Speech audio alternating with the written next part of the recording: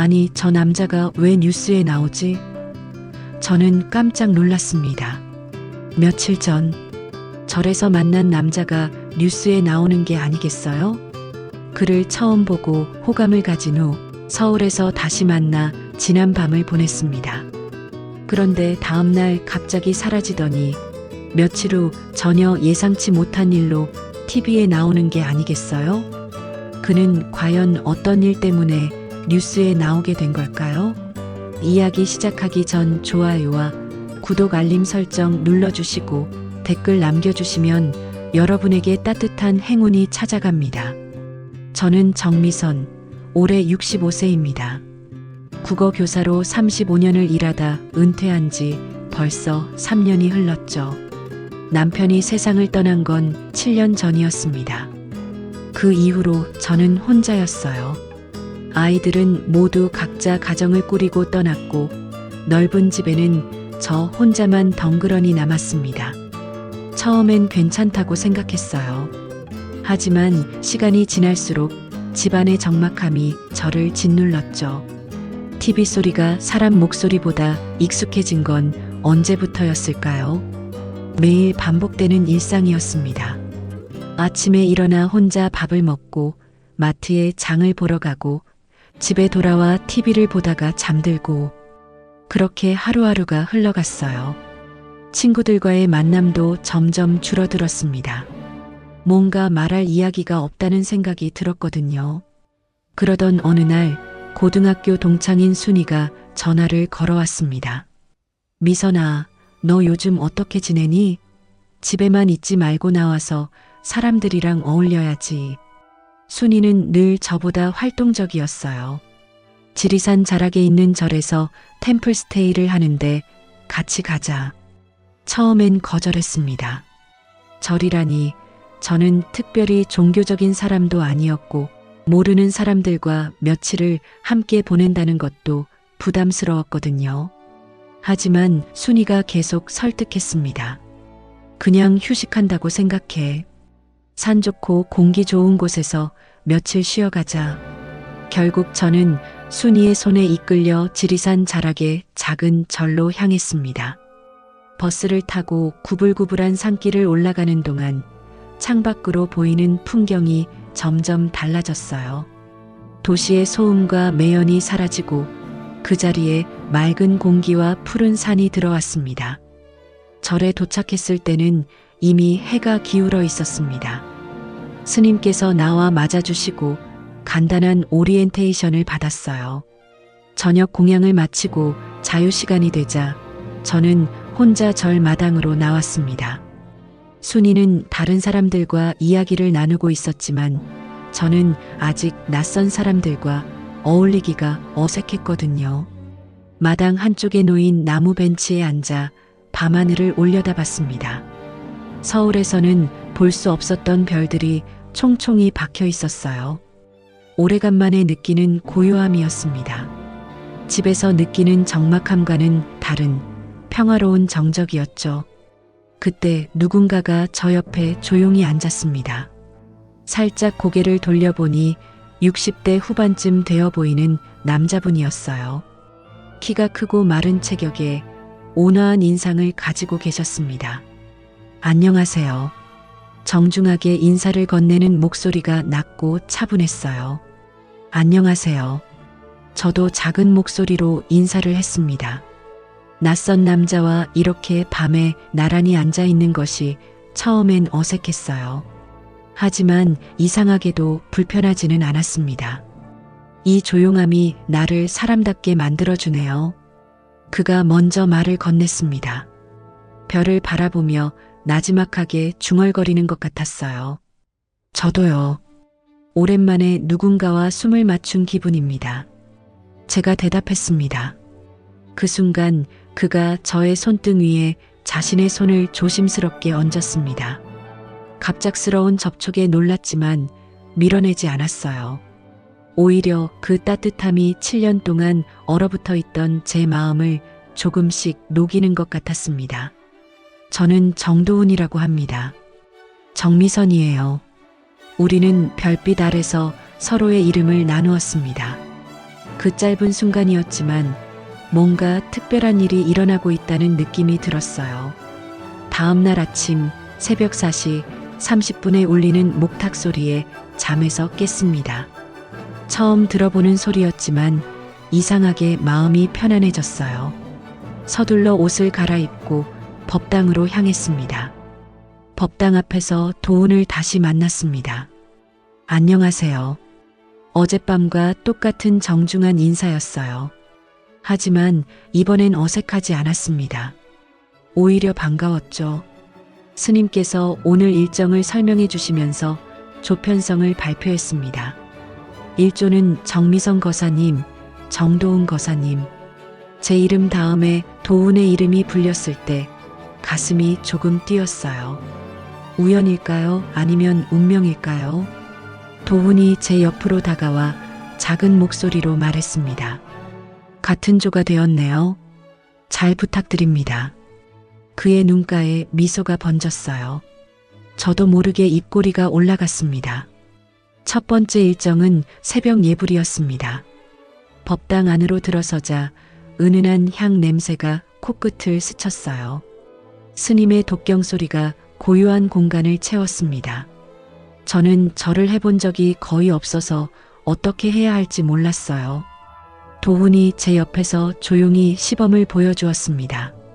손의 위치, 허리를 굽히는 각도, 일어나는 타이밍까지 말로 설명하지 않고도 그의 움직임을 따라하면 되었어요. 마치 오랫동안 함께 해온 것처럼 자연스러웠습니다. 예불이 끝나고 아침 공양 시간이 되었습니다. 절의 식사는 묵언으로 하는 것이 원칙이었어요. 처음엔 답답했지만 시간이 지나면서 이상한 평화로움을 느꼈습니다. 말을 하지 않으니 오히려 상대방을 더 세심하게 관찰하게 되었거든요. 도훈은 밥을 먹는 것도 조심스럽고 정중했습니다. 숟가락을 들어 올리는 속도, 씹는 소리 하나까지 배려가 담겨 있었어요. 저도 모르게 그의 리듬에 맞춰 식사를 했습니다.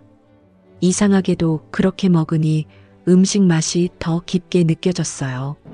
식사를 마치고 설거지를 할 때였습니다. 도훈이 제가 들고 있던 그릇을 자연스럽게 받아 헹궈 주었어요. 감사합니다. 작은 목소리로 말했을 때 그가 고개를 끄덕이며 미소 지었습니다. 그 순간 뭔가 따뜻한 기운이 가슴을 스쳤어요.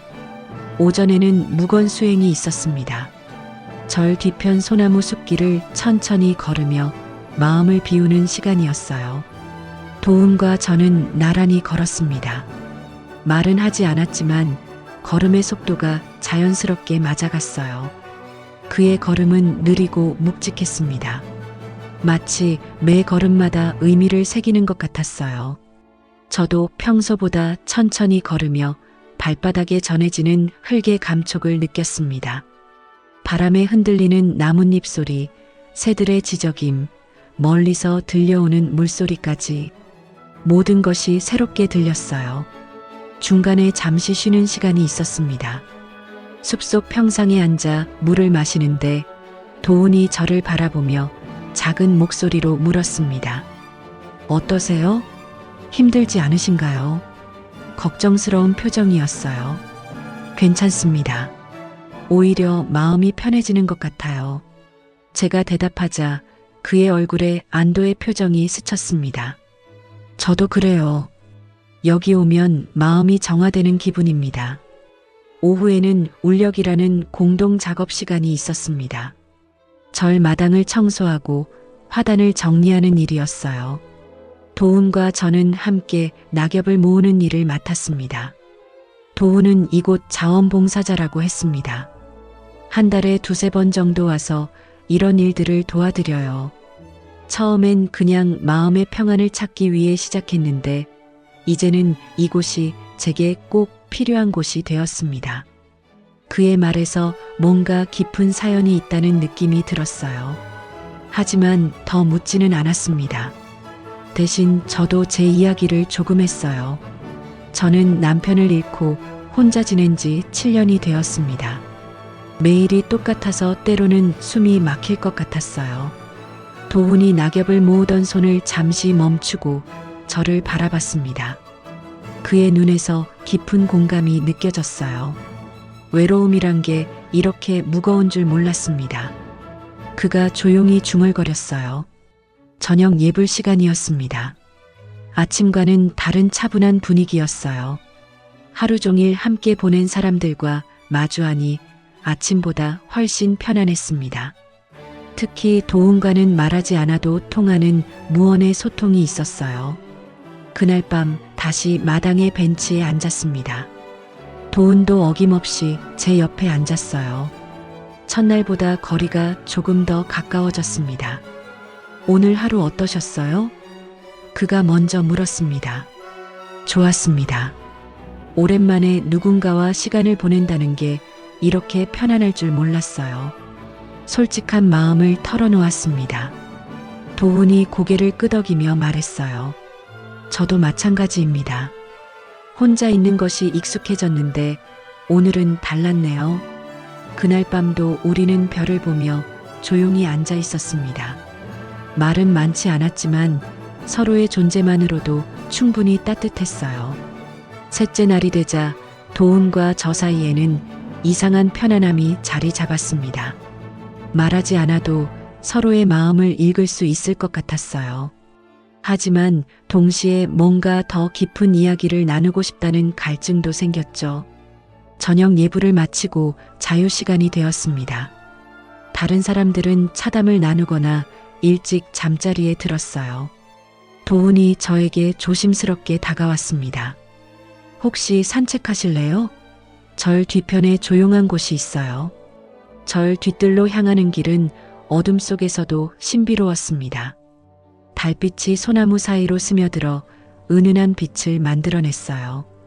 도훈이 앞서 걸으며 길을 안내했습니다. 그의 뒷모습에서 뭔가 무거운 짐을 지고 있다는 느낌이 들었어요. 뒤뜰 끝자락에 작은 정자가 있었습니다.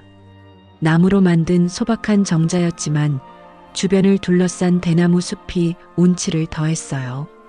여기서 잠시 쉬어가면 어떨까요? 도훈이 정자 안으로 저를 이끌었습니다. 정자 안은 더욱 고요했습니다. 대나무가 바람에 흔들리는 소리만 살랑살랑 들렸어요. 우리는 마주 앉았습니다. 처음엔 아무 말도 하지 않고 그냥 밤의 정적을 느꼈어요. 정미선 씨, 도훈이 먼저 입을 열었습니다. 목소리에 떨림이 있었어요. 제가 왜 이곳에 자주 오는지 말씀드려도 될까요? 그의 눈빛이 진지했습니다. 뭔가 중요한 이야기를 하려는 것 같았어요. 물론이죠. 들어드릴게요. 저도 마음의 준비를 했습니다. 이틀 동안 느꼈던 그의 깊은 슬픔이 무엇인지 궁금했거든요. 도훈이 깊게 숨을 들이쉬었습니다. 저는 병원을 운영했습니다. 꽤 큰 종합병원이었어요. 그런데 그의 목소리가 점점 작아졌습니다. 딸이 제 병원에서 수술을 받던 중에 사고가 났어요. 그 순간 제 가슴이 철렁 내려앉았습니다. 딸을 잃었다는 말인가요? 의료진의 실수였습니다. 제가 직접 수술한 건 아니었지만 병원장으로서 모든 책임은 제게 있었죠. 도훈의 손이 떨리고 있었습니다. 딸을 지키지 못했습니다. 그 죄로 저는 살아있는 게 죄 같았어요. 병원을 그만두고 사람들을 피해 살았습니다. 여기 오는 것만이 유일한 위로였어요. 저는 할 말을 잃었습니다. 어떤 위로도 그의 아픔을 달래줄 수 없을 것 같았어요. 대신 제 손을 조심스럽게 그의 손 위에 올려놓았습니다. 그의 떨림이 제게도 전해졌어요. 저도 이야기해도 될까요? 제가 입을 열었습니다. 도훈이 고개를 들어 저를 바라봤어요. 저는 매일 이대로 늙어만 가는 게 두려웠어요. 남편이 떠난 후 7년 동안 저는 그냥 시간만 보내며 살았습니다. 제 목소리도 떨렸습니다. 아무도 저를 필요로 하지 않는 것 같았어요. 아이들은 자신들의 삶이 있고 친구들도 점점 멀어지고 저는 그냥 늙어가기만 하는 무용한 사람이 된 기분이었어요. 도훈이 제 말을 조용히 들어주었습니다. 그의 눈에 깊은 공감이 담겨 있었어요. 혼자 있는 시간이 길어질수록 자책만 늘어갔어요. 뭔가 잘못 살아온 것 같고 이제 와서 무엇을 할 수 있을까 하는 절망감이 컸습니다. 우리는 서로의 상처를 털어놓으며 조용히 울었습니다. 눈물이 나오는 것도 오랜만이었어요. 그동안 꾹꾹 눌러담아 두었던 감정들이 쏟아져 나왔습니다. 도훈이 조심스럽게 제 어깨에 손을 올렸습니다. 울어도 괜찮습니다. 저도 여기서 많이 울었어요. 그의 따뜻한 위로에 더 많은 눈물이 흘렀어요. 어느새 저는 도훈의 어깨에 조심스럽게 기대어 있었습니다. 그도 저에게 의지하고 있었어요. 두 사람의 상처가 서로를 위로하는 것 같았습니다. 이상해요. 이렇게 아픈 이야기를 했는데 마음이 한결 가벼워진 것 같아요. 제가 중얼거렸습니다. 도훈이 고개를 끄덕였어요. 누군가가 진심으로 들어주니까 그런 것 같아요. 그날 밤 우리는 정자에서 오랫동안 머물렀습니다. 말보다는 침묵이 더 많았지만 그 침묵이 편안했어요. 서로의 존재만으로도 충분한 위로가 되었습니다. 대나무 잎이 바람에 스치는 소리가 우리의 마음을 어루만져 주었어요. 아무 말이 없어도 가슴은 천천히 열리고 있었습니다. 템플스테이가 끝나고 서울로 돌아온 지 사흘이 지났습니다. 일상은 다시 시작되었지만 뭔가 달라진 게 있었어요. 도훈과 함께했던 시간들이 자꾸 떠올랐습니다. 그의 따뜻한 손길, 조용한 목소리, 함께 나눈 깊은 침묵까지. 집에 혼자 있어도 예전처럼 답답하지 않았어요. 마치 누군가가 제 마음 한구석에 작은 불씨를 남겨둔 것 같았습니다. 하지만 동시에 그리움도 컸죠. 다시 만날 수 있을까 하는 생각이 들었어요. 그때 전화벨이 울렸습니다. 낯선 번호였지만 왠지 가슴이 뛰었어요. 여보세요? 정미선 씨, 저 정도훈입니다. 그의 목소리를 듣는 순간 온몸에 전율이 흘렀습니다. 안녕하세요. 잘 지내고 계셨어요? 저도 모르게 목소리가 떨렸어요. 네, 그런데 도훈의 목소리에 망설임이 있었습니다. 혹시 시간이 되시면 뵐 수 있을까요? 할 말이 있어서요. 마음이 두근거렸습니다. 물론이죠. 언제 어디서 만날까요? 내일 오후에 홍대 근처 작은 찻집은 어떠세요? 조용한 곳으로 알고 있어요. 다음 날 오후 약속 장소에 나갔습니다. 평소보다 옷차림에 신경을 썼어요. 거울을 보며 몇 번이나 머리를 매만졌습니다. 이런 설렘이 언제 이후일까요? 찻집은 정말 조용했습니다. 몇 개의 테이블만 있는 아늑한 공간이었어요. 도훈이 먼저 와서 기다리고 있었습니다. 저를 보자 일어나 인사했어요. 오셨네요. 찾기 어렵지 않으셨어요? 괜찮았어요. 그와 마주 앉으니 절에서와는 다른 느낌이었습니다. 도시의 소음 속에서도 그만은 여전히 고요했어요. 차를 주문하고 잠시 침묵이 흘렀습니다. 그날 이후 계속 생각이 났어요. 도훈이 먼저 말했습니다. 눈을 피하지 않고 제 얼굴을 똑바로 바라봤어요. 정미선 씨와 함께했던 시간들 말입니다. 제 얼굴이 뜨거워졌습니다. 저도 그랬어요. 집에 있으면서도 자꾸 그때가 떠올랐어요. 솔직한 마음을 털어놨습니다.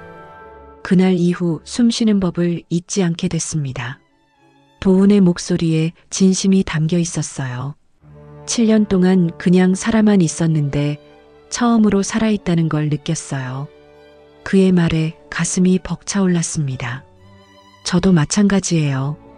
오랫동안 멈춰있던 시간이 다시 흐르는 것 같았어요. 우리는 차를 마시며 템플스테이에서의 이야기를 나눴습니다. 그때는 미처 하지 못했던 이야기들도 했어요.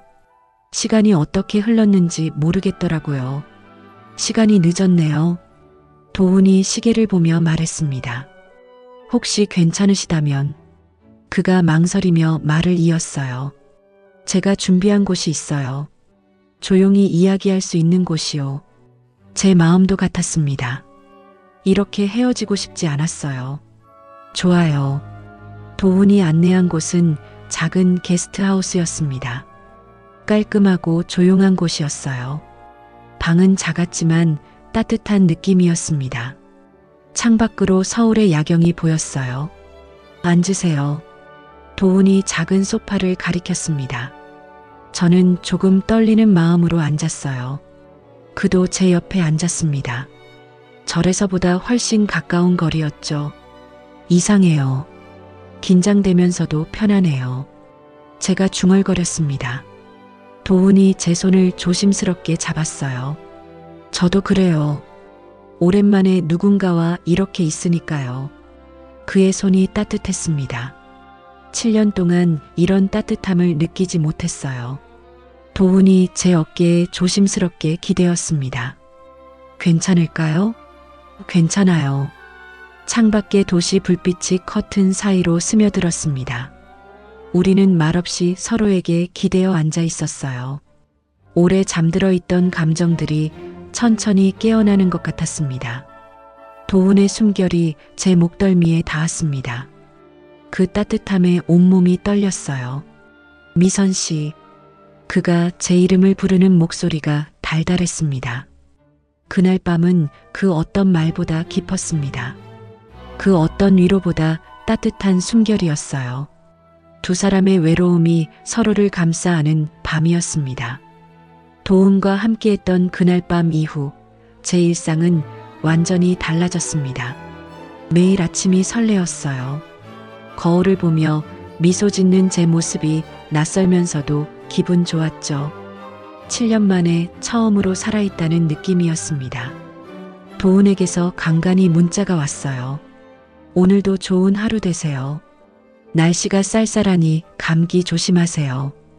그런 평범한 인사말들이 제게는 하루의 활력소가 되었습니다. 며칠 후 저녁, 평소처럼 TV를 켜고 채널을 돌리고 있었어요. 뉴스는 재미없고 드라마는 시간이 애매하고 그러다 시사 프로그램에 눈이 멈췄습니다. 의료계 비리 고발, 그 후 3년이라는 제목이 화면에 떠올랐거든요. 처음엔 별 관심이 없었어요. 요즘 이런 비리 이야기가 워낙 많으니까요.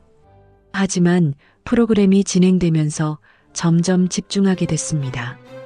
의료재단 내부 비리를 폭로한 병원장 출신의 제보자라는 멘트가 나왔을 때였죠. 갑자기 가슴이 두근거렸습니다. 뭔가 불길한 예감이 들었어요. 그리고 화면에 한 남자의 모습이 나타났을 때 저는 숨을 멈췄습니다. 도훈이었거든요. 정도훈 전 세명병원 병원장은 3년 전 자신이 근무하던 병원의 횡령과 의료장비, 리베이트 비리를 내부 고발했습니다. 아나운서의 목소리가 들렸지만 머릿속이 하얗게 변했어요. 화면 속 도훈은 지금과는 다른 모습이었습니다. 정장을 입고 기자들 앞에서 기자회견을 하고 있었어요. 저는 더 이상 침묵할 수 없었습니다. 환자들을 위해 써야 할 돈이 개인의 이익을 위해 빠져나가는 것을 그냥 볼 수만은 없었습니다. 프로그램은 당시 상황을 자세히 보도했습니다. 도훈이 고발한 비리는 상당한 규모였어요. 병원 고위층들이 의료장비 구매 과정에서 리베이트를 받고 병원 운영비를 개인적으로 유용한 사건이었습니다. 하지만 내부 고발 이후 정 전 병원장은 병원을 그만두고 어디론가 자취를 감춰버렸습니다.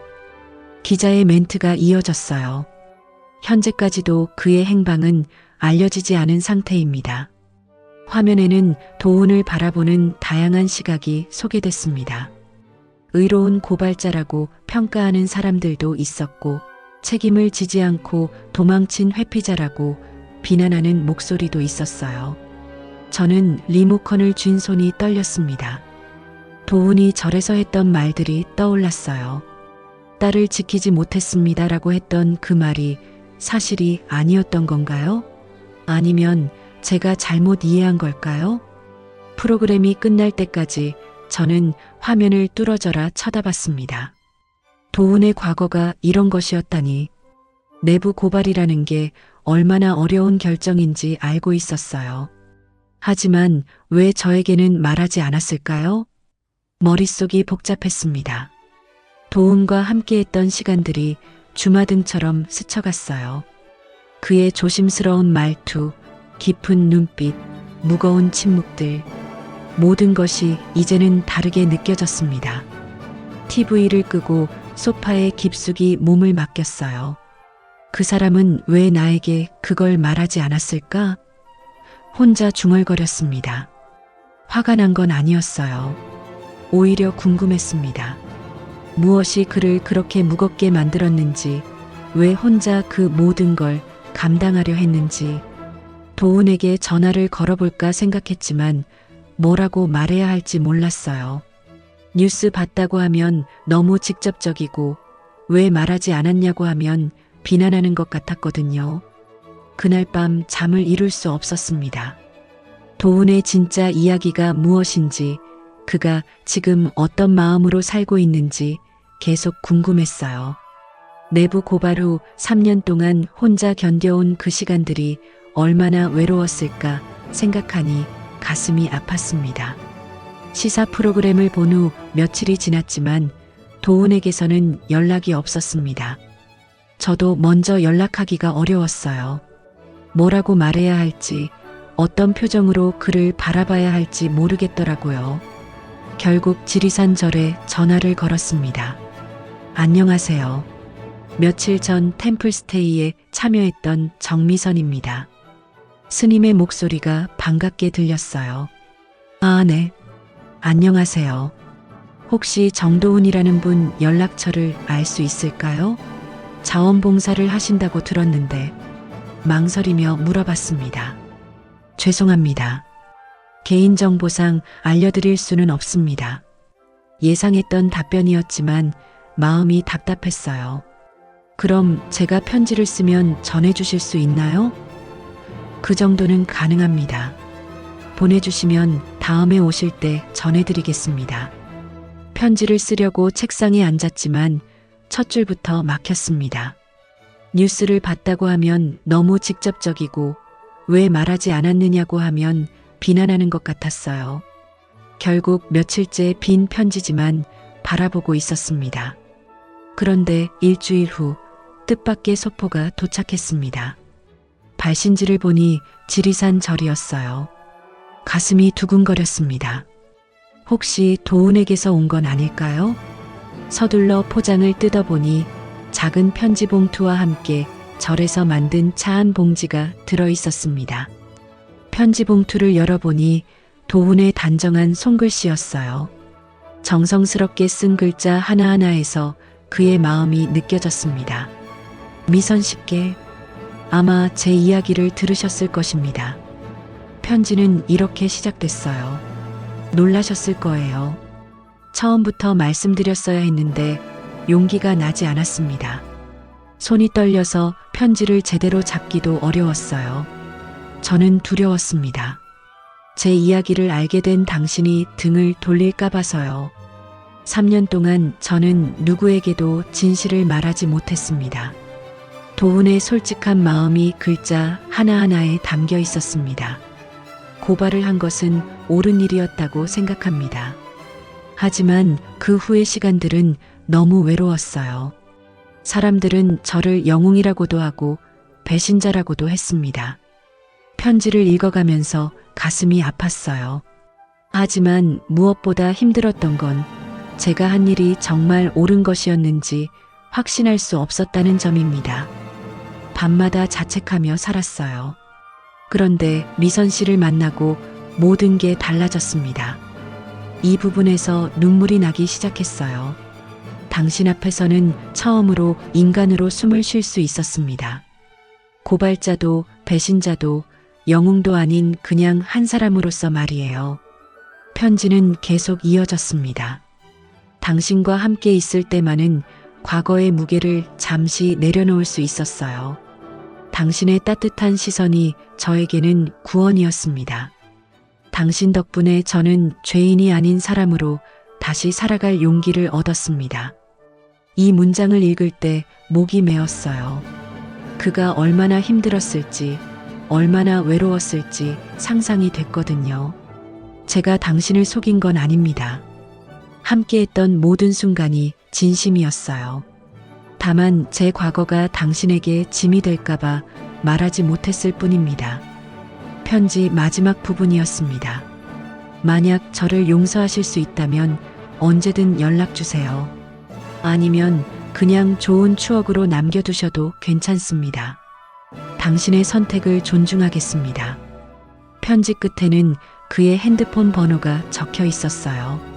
추신, 절에서 만든 차입니다.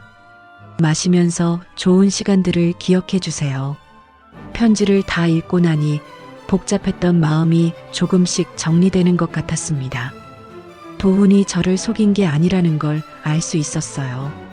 오히려 그의 아픔이 더 깊게 느껴졌습니다.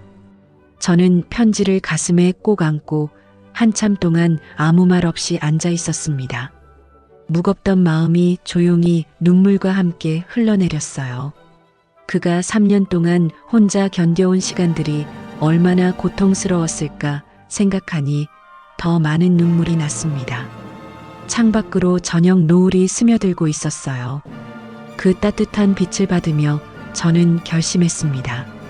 내일 도훈에게 전화를 걸겠다고, 그리고 제 마음을 전하겠다고. 도훈의 편지를 받은 다음 날 저는 그에게 전화를 걸었습니다. 편지 잘 받았어요. 고마워요. 그의 목소리에서 깊은 안도감이 느껴졌어요. 그 후로 우리는 가끔씩 만나기 시작했습니다. 예전만큼 자주는 아니었지만 만날 때마다 서로를 더 깊이 이해하게 됐죠. 몇 달이 흘렀습니다. 어느 날 구청에서 온 안내문을 받게 됐어요. 시니어 자원봉사 활성화 강연회라는 제목이었습니다. 평소라면 그냥 넘겼을 텐데 요즘은 뭔가 새로운 일에 도전해보고 싶은 마음이 생겼어요. 강연회 당일 구청 대강당에는 제 또래의 어르신들이 많이 모여 있었습니다. 자리에 앉아 프로그램을 보는데 강연자 이름을 보고 깜짝 놀랐어요. 정도훈, 그의 이름이 적혀 있었거든요. 가슴이 두근거렸습니다. 그가 이런 강연을 한다는 걸 몰랐어요. 뒷자리에 조용히 앉아 무대를 바라봤습니다. 곧 도훈이 연단에 올라왔어요. 안녕하세요. 오늘 이 자리에 서게 되어 영광입니다. 도훈의 목소리가 강당에 울려 퍼졌습니다. 예전보다 훨씬 당당해 보였어요. 저는 몇 년 전 큰 선택을 했습니다. 그리고 그 선택 때문에 오랫동안 숨어 지냈죠. 그가 자신의 이야기를 시작했어요. 내부 고발을 했던 일, 그 후의 고립감, 그리고 자원봉사를 통해 다시 세상과 연결되었던 과정을 솔직하게 털어놨습니다. 청중들이 조용히 귀 기울이고 있었어요. 옳은 일을 했다고 생각했지만 그 후의 시간은 너무 외로웠습니다. 도훈의 목소리에 진심이 담겨 있었어요. 사람들을 피해 살면서 제 자신까지 잃어버린 것 같았거든요.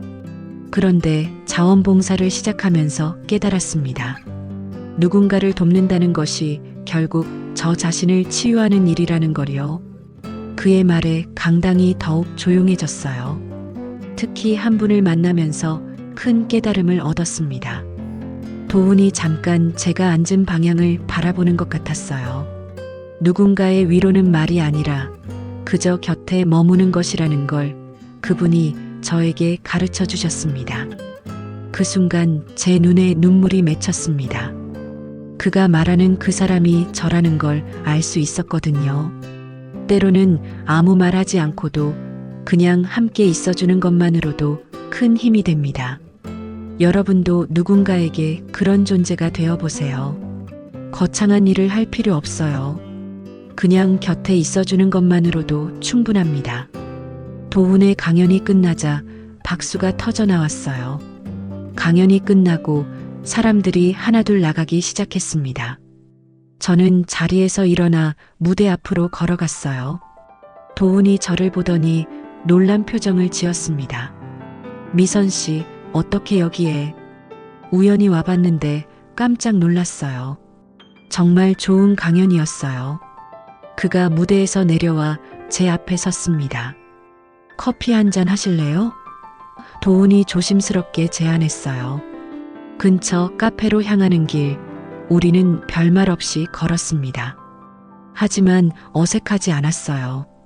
카페에 앉아 마주보니 감회가 새로웠습니다.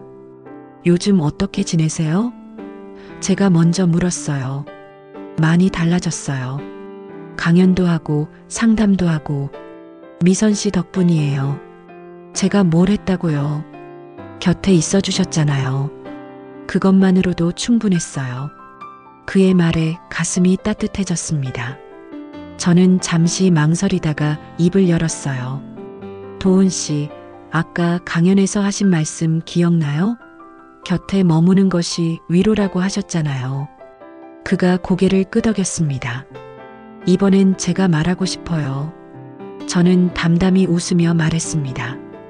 이번엔 나도 당신 곁에 머무를래요. 도훈의 눈에 놀라움이 스쳤어요. 그리고 이내 따뜻한 미소가 번졌습니다. 정말요? 네, 정말이에요. 이제는 제가 당신의 든든한 동반자가 되고 싶어요. 그날 오후 우리는 오랫동안 이야기를 나눴습니다. 서로의 상처와 희망에 대해, 앞으로의 꿈에 대해서요. 그리고 새로운 시작에 대한 약속도 했습니다. 그 후로 저와 도훈은 새로운 관계를 만들어 갔습니다. 부부도 연인도 아닌, 하지만 그 누구보다 깊이 이해하는 사이였어요. 서로의 과거를 알고 서로의 상처를 보듬어주는 삶의 동반자가 되었습니다. 도훈은 여전히 한 달에 2~3번 지리산절로 봉사활동을 다녔어요. 저도 이따금 그와 함께 절에 들러 법당 청소를 돕고 산길을 걸었습니다. 처음 만났던 그곳에서 우리는 조용한 평안을 찾았죠. 오늘도 그런 날 중 하나였습니다. 봄이 무르익은 4월의 어느 오후, 우리는 법당 앞 벤치에 나란히 앉아 있었어요. 연분홍 벚꽃이 바람에 흩날리는 절 마당이 고요하고 아름다웠습니다. 1년 전 이맘때였죠.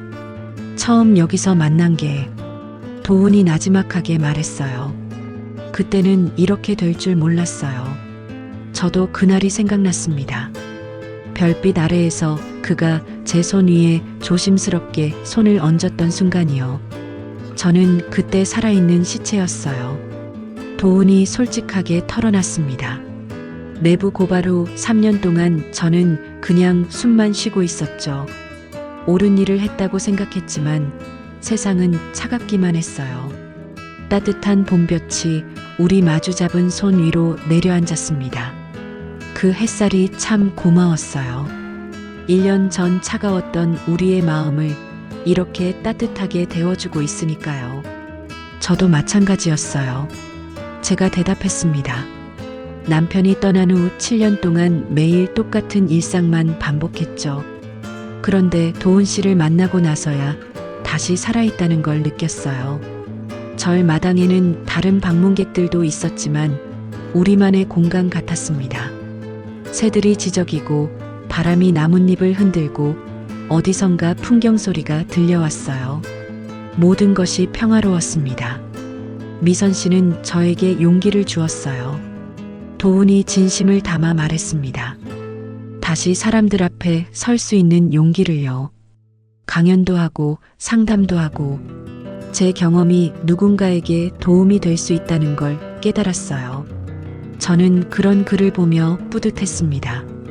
처음 만났을 때 깊은 절망에 빠져있던 그가 이제는 다른 사람들에게 희망을 주는 사람이 되었으니까요. 도훈 씨도 저에게 많은 걸 주었어요. 제가 솔직하게 말했습니다. 7년 동안 잊고 있던 감정들을 다시 느끼게 해주었고 새로운 꿈을 꾸게 해주었어요.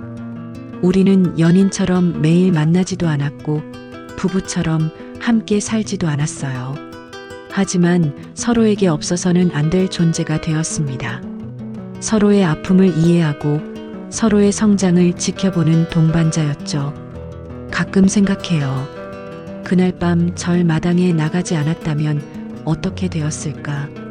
도훈이 중얼거렸어요. 아마 저는 아직도 어둠 속에서 혼자 헤매고 있었을 거예요. 저도 그래요. 순이가 억지로 끌고 오지 않았다면, 도훈 씨를 만나지 못했다면, 생각만 해도 아찔했습니다. 그때 용기 내어 템플스테이에 온 것이 제 인생의 전환점이었어요. 벤치에 앉아 이런 이야기를 나누는 것만으로도 충분했어요. 거창한 약속이나 맹세는 필요 없었습니다. 그냥 서로가 있다는 것, 서로를 이해한다는 것만으로도 든든했거든요. 그날 밤 저는 다시 여자가 되었습니다. 제가 조용히 말했어요. 7년 동안 잊고 살았던 감정들이 살아났어요. 그리고 도훈 씨 앞에서 다시 사람으로 살아나기 시작했습니다. 도훈이 제 손을 더 꼭 잡았습니다. 저도 마찬가지예요. 미선 씨 덕분에 죄인이 아닌 한 사람으로 살아갈 수 있게 되었어요. 해가 서쪽으로 기울어가고 있었습니다. 곧 저녁 예불 시간이 될 거예요. 우리는 천천히 일어나 법당 쪽으로 걸어갔습니다. 걸음걸음마다 감사했습니다. 이런 평안과 행복을 누릴 수 있게 해준 모든 인연들에게요. 그리고 서로의 숨결을 느끼며 살아갈 수 있게 된 이 소중한 관계에도요.